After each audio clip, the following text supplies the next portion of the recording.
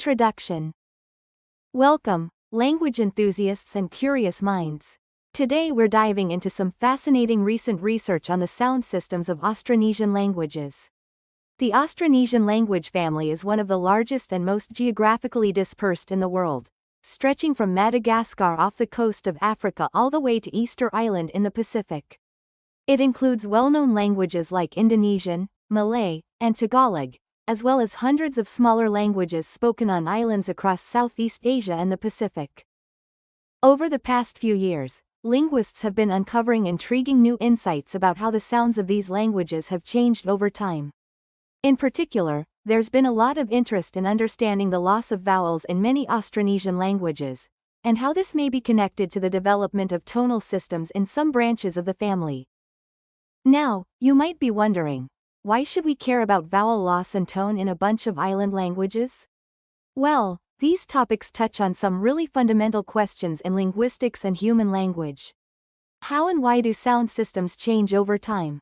What factors shape the evolution of languages? How do languages influence each other when they come into contact? The Austronesian family, with its incredible diversity and complex history, provides a fascinating natural laboratory for exploring these big questions. In this video, we'll explore several key themes that have emerged from recent research. First, we'll look at the evidence for widespread vowel loss across many branches of Austronesian, and discuss some of the theories for why this happened. Next, we'll dive into the development of tonal systems in certain Austronesian languages, particularly in mainland Southeast Asia. We'll explore how this relates to contact with neighboring tonal language families. We'll then zoom in on some case studies of individual languages and language groups that show particularly interesting patterns related to vowel loss and tonogenesis. Finally, we'll step back and consider the broader implications of this research for our understanding of sound change, language contact, and the evolution of phonological systems. My goal is to break down the key findings and ideas from recent studies in a way that's accessible and engaging, even if you don't have a linguistics background. We'll cover some technical concepts, but I'll do my best to explain everything clearly. By the end of this video, you should have a good grasp of the major patterns of vowel loss observed in Austronesian languages, how and why tonal systems have developed in some branches of the family, what these changes can tell us about the forces that shape language evolution, how studying sound changes in Austronesian can shed light on bigger questions in linguistics. I hope you'll come away with a deeper appreciation for the fascinating complexity of the world's languages, and maybe even some new questions of your own to ponder. So grab a beverage, get comfortable, and let's embark on a journey through the changing soundscapes of Austronesian languages. Whether you're a linguistics student, a language teacher, or just someone curious about how languages work, I think you'll find lots to interest you here. And with that introduction, let's dive into our first major topic: the widespread loss of vowels across the Austronesian family. Part 1. Vowel loss in Austronesian languages. One of the most striking features observed across many branches of the Austronesian family is the extensive loss of vowels, particularly in word final position. This phenomenon has attracted a lot of attention from linguists in recent years, as they seek to understand its origins, mechanisms, and implications. Let's start by looking at the big picture of vowel loss across Austronesian. Studies have found evidence for significant vowel deletion in languages spanning from Taiwan all the way to the far reaches of Polynesia. This suggests that vowel loss may have been a very early trend in the family's history, possibly dating back to Proto-Austronesian itself. However, the specifics of vowel loss vary quite a bit between different branches and individual languages. In some cases, we see the wholesale deletion of all word final vowels. In others, only certain vowels in certain phonological contexts are lost. And in yet other cases, vowels are retained but undergo significant reduction or centralization. Let's look at a few illustrative examples. In many of the oceanic languages of Melanesia, all word final vowels have been completely lost. This creates words that end in consonants, which is quite different from the typical CV syllable structure reconstructed for Proto-Austronesian. In the languages of the Philippines, we often see a more selective pattern of vowel loss. High vowels like I and U are commonly deleted in word final position, while low vowels like it tend to be retained. This creates an interesting asymmetry in the phonological systems of these languages. Moving to Indonesia, languages like Javanese show extensive vowel reduction, with many unstressed vowels centralizing to schwa.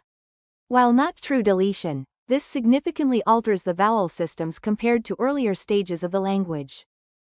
And in some of the Formosan languages of Taiwan, considered to be the oldest branch of Austronesian, we see yet other patterns, like the loss of certain vowels between consonants within words, rather than just at the end.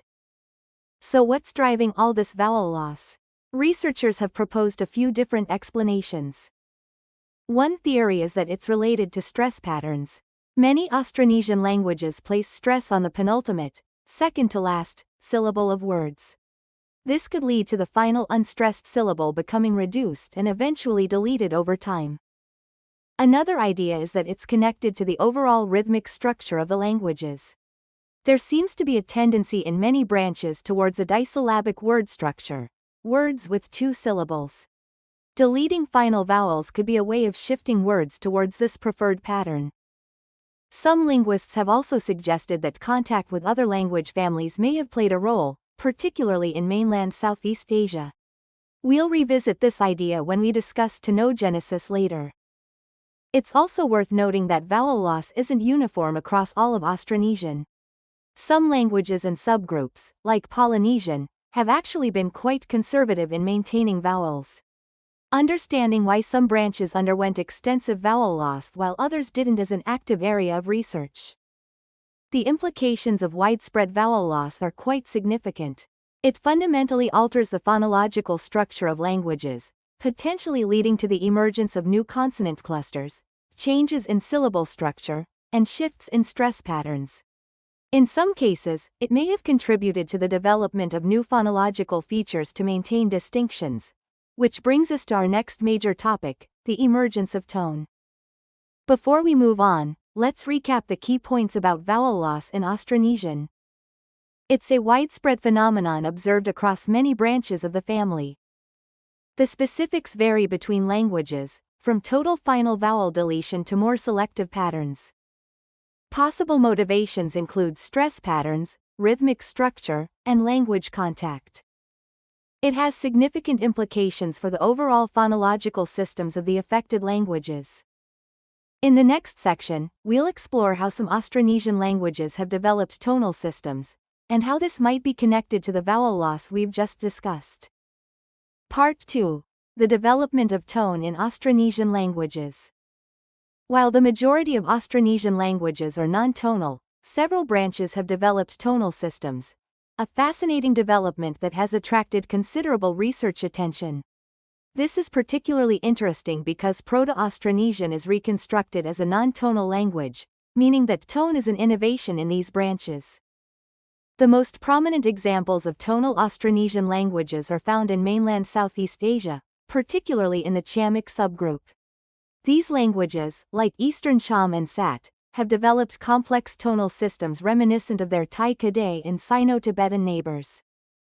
But tonogenesis, the development of tone, isn't limited to mainland Southeast Asia. We also see tonal contrasts in some Austronesian languages of New Guinea and New Caledonia, far removed from the tonal hotspot of the Asian mainland. So how and why did these tonal systems develop? Let's break down some of the key factors that researchers have identified. 1. Language contact. In mainland Southeast Asia, prolonged contact with tonal languages like Vietnamese and various Chinese languages seems to have played a crucial role. The Chamic languages, for instance, show clear evidence of structural convergence with neighboring tonal languages. 2. Consonant-tone interaction.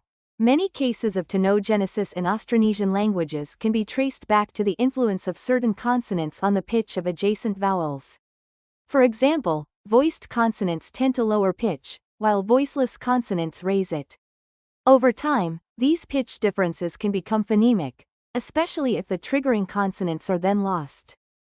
3. Vowel quality and length. The quality and length of vowels can also influence pitch. In some languages, the loss of vowel length distinctions has been compensated for by the development of tonal contrasts. 4. Stress and intonation. Some researchers have suggested that tonal contrasts may have emerged from earlier stress or intonation patterns, particularly in languages that have lost vowel length distinctions. 5. Vowel loss. Remember the vowel loss we discussed in the previous section?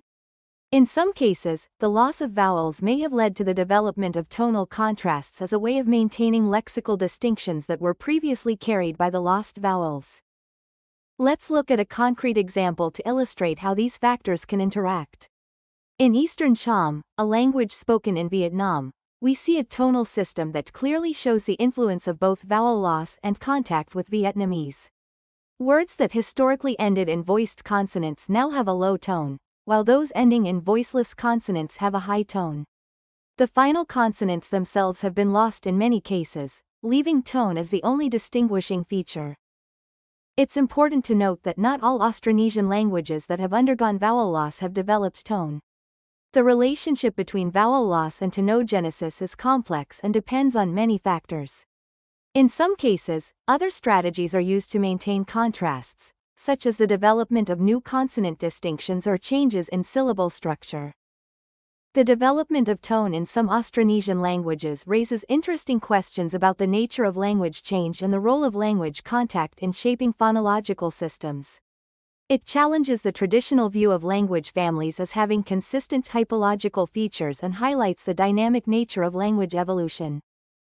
From a broader perspective, studying tonogenesis in Austronesian languages can provide insights into how tonal systems develop more generally. By comparing the processes in Austronesian with those in other language families, linguists can identify common patterns and mechanisms in the emergence of tone. To recap the key points about tone development in Austronesian. Tone is an innovation in certain branches, not a feature of Proto-Austronesian. It's most prominent in mainland Southeast Asia, but also found in some Pacific languages. Key factors include language contact, consonant-tone interaction, vowel changes, and possibly vowel loss. The process provides insights into language change and contact phenomena more broadly. In the next section, we'll zoom in on some specific case studies that illustrate these patterns of vowel loss and tone development in particularly interesting ways. Part 3. Case studies in vowel loss and tonogenesis. Now that we've covered the broad patterns of vowel loss and tone development in Austronesian languages, let's dive into some specific case studies that illustrate these phenomena in action. These examples will help bring the concepts to life and show the diversity of outcomes across different languages and regions. Case Study 1. Malagasy. Our first stop is Malagasy, the westernmost Austronesian language, spoken on the island of Madagascar off the coast of Africa. Malagasy presents an interesting case of partial vowel loss combined with other phonological changes. In Malagasy, we see a pattern where word final vowels are generally retained, but undergo significant reduction. Most notably, final a, I, and y are all reduced to a very short, indistinct vowel sound. This isn't full deletion, but it's a clear step in that direction. At the same time, Malagasy has developed a complex system of consonant mutations. When certain suffixes are added to words, the final consonants can change in systematic ways. For example, ka might become Hana, or tra might become Rana.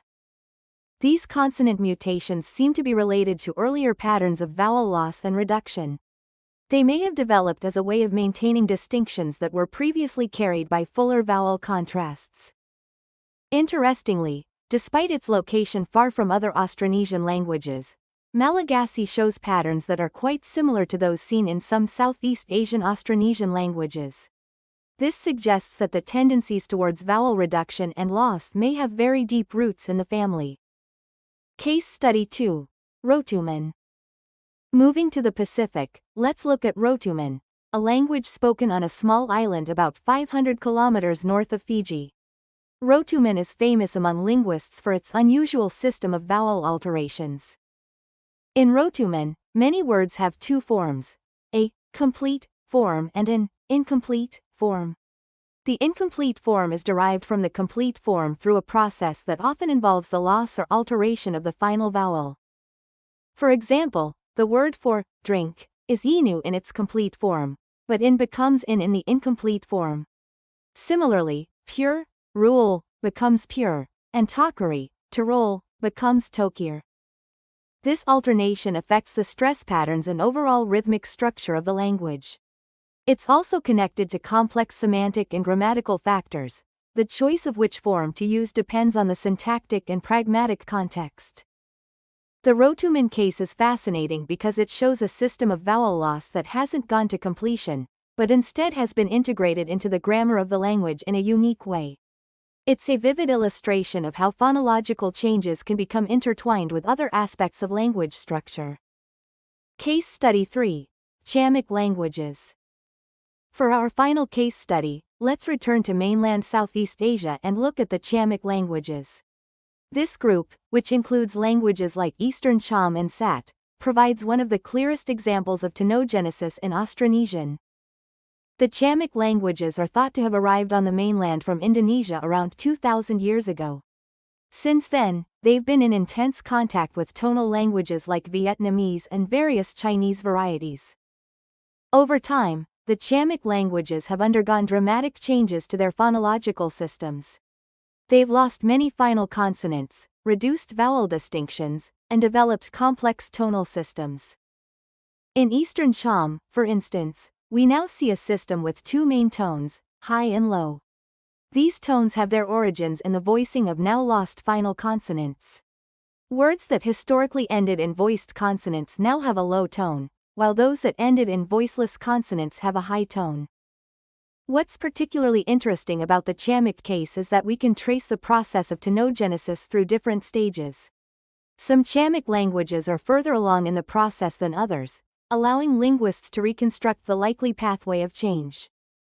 The Chamic languages also show how tone can interact with other phonological features. In some varieties, the development of tone has been accompanied by a simplification of the vowel system and changes to syllable structure. This case study vividly illustrates the role of language contact in driving phonological change. The Chamic languages have converged in many ways with their tonal neighbors, while still retaining clear traces of their Austronesian heritage. Recap of case studies. These three case studies, Malagasy, Rotuman, and the Chamic languages, illustrate the diversity of outcomes we see in Austronesian phonological evolution. Malagasy shows partial vowel reduction combined with consonant mutations. Rotuman has developed a unique system of vowel alternations tied to grammatical factors. The Chamic languages demonstrate clear tonogenesis under the influence of language contact. Each of these cases provides valuable insights into the processes of vowel loss and tone development, as well as the broader dynamics of language change. In our final section, we'll step back and consider what all of this research can tell us about bigger questions in linguistics and language evolution. Part 4. Broader implications and future directions. As we've seen, the patterns of vowel loss and tone development in Austronesian languages are complex and diverse. But what can this research tell us about bigger questions in linguistics? Let's explore some of the broader implications and areas for future research. 1. Mechanisms of sound change. The Austronesian cases provide valuable data for understanding how and why sound systems change over time. They show that changes like vowel loss and tonogenesis aren't random, but follow certain patterns and tendencies. For example, the frequent loss of word final vowels across many branches of Austronesian supports the idea that word edges are particularly vulnerable to phonological change. The development of tone from consonant features aligns with similar processes observed in other language families, suggesting some universal tendencies in how tonal systems emerge. Future research could delve deeper into the specific mechanisms driving these changes. Are there particular social or cognitive factors that promote vowel loss or tone development? How do these changes spread through a speech community? 2. The role of language contact. The Austronesian family provides a fascinating natural experiment in language contact. With languages spread across such a vast area, we can observe how contact with different linguistic neighbors shapes phonological evolution. The development of tone in the Chamic languages is a clear example of contact-induced change. But we also see subtler effects elsewhere, like the possible influence of Papuan languages on the syllable structure of some oceanic languages. This raises important questions about the limits of contact-induced change. Under what conditions can contact lead to the adoption of entirely new phonological features, like tone? How do languages balance the pressures of contact-induced change with internal tendencies and the need to maintain contrasts? Future studies could compare the outcomes of Austronesian Tai Kadai contact with Austronesian Papuan contact, for instance, to better understand how different contact scenarios shape phonological evolution. 3. The interplay of different linguistic levels. The case studies we've examined highlight the complex interactions between phonology, morphology, syntax, and semantics in language change. The Rotuman vowel alternations, for example, show how phonological changes can become integrated into the grammatical system of a language. This underscores the importance of holistic approaches to studying language change. Future research could further explore how changes in one area of language structure, like phonology, ripple out to affect other areas, like morphology or syntax. 4. Reconstruction and subgrouping. The patterns of vowel loss and tone development also have implications for our understanding of Austronesian prehistory and subgrouping. Shared innovations in these areas could provide evidence for closer relationships between certain languages or branches. However, the research also highlights the challenges of using phonological features for subgrouping, given the possibility of parallel independent developments or contact-induced similarities. Future work will need to carefully weigh phonological evidence alongside other linguistic and non-linguistic data in refining our models of Austronesian prehistory. 5. Typological diversity and language universals. The Austronesian family showcases an impressive range of phonological types, from the highly conservative vowel systems of Polynesian languages to the complex tones of Chamic languages. This diversity raises questions about the limits of typological variation in phonological systems. At the same time, the recurrent patterns we see across the family, like the vulnerability of word final vowels, hint at possible universal tendencies in sound change. Future research could use the Austronesian data to test and refine models of phonological typology and change. 6. Endangered language documentation and revitalization. Many of the Austronesian languages showing interesting patterns of vowel loss or tone development are severely endangered. This underscores the urgency of comprehensive documentation efforts, not just for the sake of preserving linguistic diversity, but also because these languages may hold key data for understanding phonological change. Moreover, understanding these historical sound changes could be valuable for language revitalization efforts. For instance, knowledge of historical vowel loss patterns could inform decisions about standardization or spelling systems in language revitalization contexts. 7. Computational and quantitative approaches. The wealth of data from the Austronesian family, combined with increasingly sophisticated computational tools, opens up exciting possibilities for quantitative studies of sound change. Future research could use phylogenetic methods to model the development of tonal systems, or apply machine learning techniques to predict patterns of vowel loss. Such approaches could help uncover subtle patterns that aren't apparent from individual case studies, and could allow for more rigorous testing of hypotheses about the drivers of phonological change. 8. Implications for general theories of language. Finally, the Austronesian cases have implications for our broader theories about the nature of language. They highlight the dynamic, ever-changing nature of linguistic systems, challenging simplistic notions of language families as having fixed characteristic features. The research also underscores the multifactorial nature of language change, showing how internal structural pressures interact with external factors like language contact. This complexity suggests that monocausal theories of language change are likely to be inadequate. Future directions. Looking ahead, there are many promising avenues for future research on vowel loss and tone development in Austronesian languages. 1. More detailed phonetic studies of ongoing changes in contemporary languages, to better understand the microprocesses involved in vowel reduction and tonogenesis. 2. Expanded comparative studies across the entire Austronesian family, to get a more comprehensive picture of the patterns and their distribution.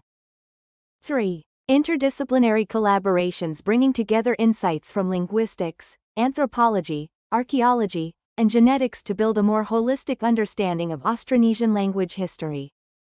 4. Experimental studies testing hypotheses about the perceptual and cognitive factors that might drive vowel loss or promote the development of tonal contrasts. 5. Applied research exploring how insights from historical phonology can inform language pedagogy and revitalization efforts for endangered Austronesian languages. In conclusion, the study of vowel loss and tone development in Austronesian languages is a rich and vibrant field, with implications that extend far beyond this particular language family. By shedding light on the processes of sound change and the factors that shape phonological systems, this research contributes to our fundamental understanding of the nature of human language and its evolution. Whether you're a linguist, a language teacher, or simply someone fascinated by the diversity of the world's languages, I hope this exploration has given you a new appreciation for the complex and dynamic nature of sound systems. The next time you hear a tonal language or notice a particularly vowel-poor word, perhaps you'll think back to the incredible journey of the Austronesian languages. As we wrap up our exploration of vowel loss and tone development in Austronesian languages, let's recap some of the key points we've covered and consider their broader implications. 1. Vowel loss is a widespread phenomenon across many branches of the Austronesian family. We've seen how final vowels are particularly vulnerable to deletion or reduction, though the specifics vary between languages and subgroups. 2. Tone has developed in several branches of Austronesian, most notably in mainland Southeast Asia. This process of tonogenesis is often linked to the loss of other phonological distinctions, particularly in final consonants. 3. Language contact has played a significant role in shaping these changes, especially in the development of tonal systems. The Chamic languages provide a clear example of how prolonged contact with tonal languages can lead to major phonological restructuring. 4. These sound changes don't happen in isolation. We've seen how they interact with other aspects of language structure, from stress patterns to morphology and syntax. 5. The diversity of outcomes across the Austronesian family highlights both the common tendencies in sound change and the unpredictable nature of language evolution. These findings have implications that extend far beyond the Austronesian family. Firstly, they contribute to our understanding of how and why sound systems change over time. The recurrent patterns we see in Austronesian, like the vulnerability of word final vowels, may reflect universal tendencies in human language. At the same time, the diversity of outcomes reminds us that language change is not deterministic. Historical accidents, social factors, and sheer chance all play a role. Secondly, this research underscores the importance of language contact in driving linguistic change. The Austronesian cases show how contact can lead to the adoption of entirely new phonological features, challenging our notions of what defines a language family's typical characteristics. Thirdly, the Austronesian examples highlight the complex interplay between different levels of linguistic structure in language change. Changes in phonology can have ripple effects on morphology, syntax, and even semantics. This emphasizes the need for holistic approaches in historical linguistics. From a methodological perspective, the Austronesian cases demonstrate the value of combining different types of evidence in linguistic reconstruction. Phonological changes provide important clues about language history, but they need to be interpreted carefully alongside other linguistic and non-linguistic data. Looking to the future, this research opens up many exciting avenues for further study. There's still much to learn about the specific mechanisms driving vowel loss and tonogenesis, the role of cognitive and social factors in sound change, and the limits of contact-induced change. Moreover, as many Austronesian languages are endangered, this research underscores the urgency of comprehensive language documentation efforts.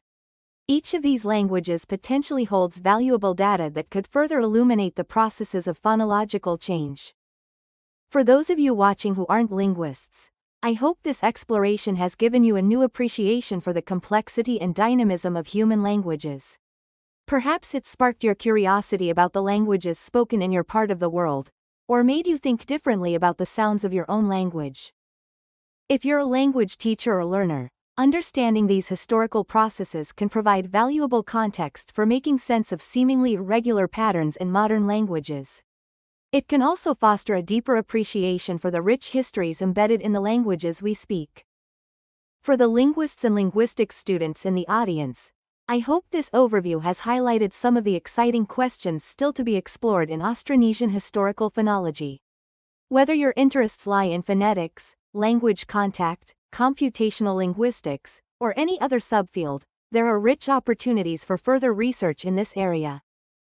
I'd love to hear your thoughts and questions in the comments below.